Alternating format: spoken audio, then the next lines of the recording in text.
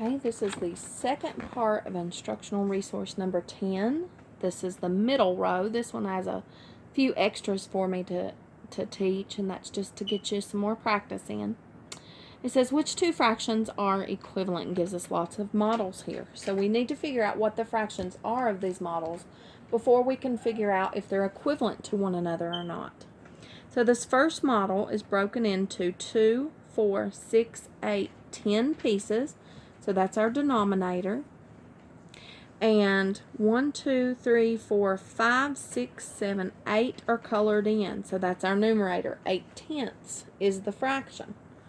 Here we have 2, 4, 6, 8, 10, 12 pieces. And 1, 2, 3, 4, 5, 6, 7, 8 are colored in. So 8/12. Model 3 is split into 8 pieces. 1, 2, 3, 4, 5, 6, 7, 8. That's our denominator. And 1, 2, 3, 4, 5, 6 of those pieces are shaded in. So 6/8 is shaded. Here we have 2, 4, 6 pieces. 1, 2, 3, 4 shaded in. 4/6. So right off the bat, I can see that 8 and 8 pieces have been shaded in with those first two fractions, but our denominators are not the same. So 8/10 cannot be equivalent to 8/12. So that's definitely not my two choices. So let me check 8/10 with 6/8. Well, the easiest way to do that is bottom, top, drop. So we have 8/10, 6/8. 8 times 8 is 64. 10 times 6 is 60. That's not equivalent. So it is not 8/10 and 6/8. Then I can check 8/10 and 4/6. 6 times 8 is 48. 10 times 4 is 40. So 8/6 is not equivalent to 4/6. 8/10 is not equivalent to 4/6. So I need you guys here correcting me. So let's check 8/12 with 6/8 and 4/6. 8/12, 6/8. 8 times 8 is 64. 12 times 6 is 72. Again, those are not equivalent to one another.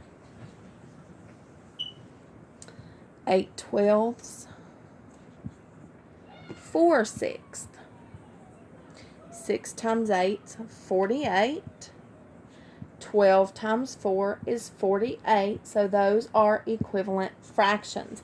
So if we go back to our problem, 8/12 and 4/6 are equivalent fractions. And if we could take those pieces and move them around that were shaded, we could see that those color in the same amount of those bars. Okay, for the second problem on that row, it says change the fraction into a mixed number. Well, right now, I have an improper fraction because the numerator is bigger than the denominator, 45/8, or 45/8. I know when I make a number an improper fraction, when it's already mixed, I have to make it mad. And in that case, I multiply. So we're going to use the inverse operation to change an improper fraction back to a mixed number. Remember that this fraction line is also a division line. So this means the same as 45 divided by 8. So that's how we're going to change it to a mixed number. So I'm going to erase this so I can set that up. 45 divided by 8. Again, we've got, does McDonald's sell cheeseburgers? 4 is smaller than 8, so we need to use the whole 45. How many times will 8 go into 45 without going over? 8 times 5 is 40. 8 times 6 is 48. 48 goes over, so we will use 5. 5 times 8 is 40. When we subtract, our remainder is 5. 5 is less than the divisor 8, and there's nothing left to bring down. So when we are changing this to a mixed number, 5 as our quotient is our whole number because it's 5 whole times that 8 went into 45. The remaining pieces, the remainder, is your numerator, and the denominator stays the same. So 5 and 5/8 is equivalent to 45/8. Those are the same.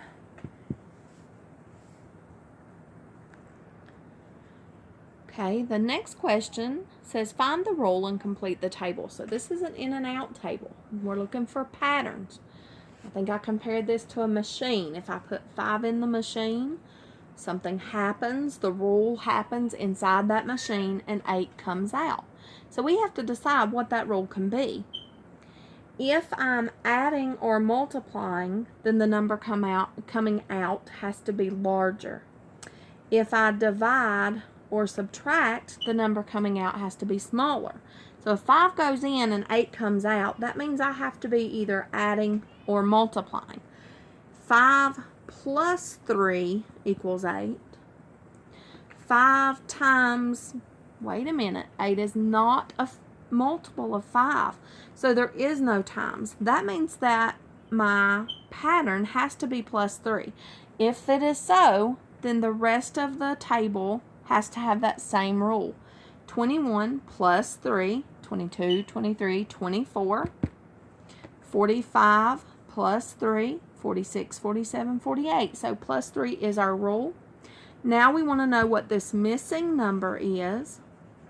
And that's our number going in. So that means I have to be able to take this number, add 3 to it to get 13. What number plus 3 more is going to give me 13? Again, we can use the inverse operation of addition, which is subtraction, and say 13 minus 3 equals 10. So 10, 11, 12, 13 plus 3 equals 13. Remember that the n has to be smaller than what's coming out, even if that's the missing number. Use your inverse operations. Okay, the last question in this row is a multiple choice question that says which number sentence is equivalent to 4/5. And we've talked in length about this fraction line also being a division line. So when we read this 4/5, we can also read this as 4 out of 5, 4 over 5, or 4 divided by 5. So we want to look for the options with a division sign, and there are 2. So I can slash A because it says 4 times 5, and I can slash trash B because it says 4 plus 5. C says 4 divided by 5, and D says 5 divided by 4. Those are not the same though. That means 4 candy bars split by 5 different people. This one means 5 candy bars split by 4 different people. So that's not the same in any way. When you write fractions as division, the numerator has to be first. This is 4 candy bars divided by 5. So that is the same as 4 divided by 5.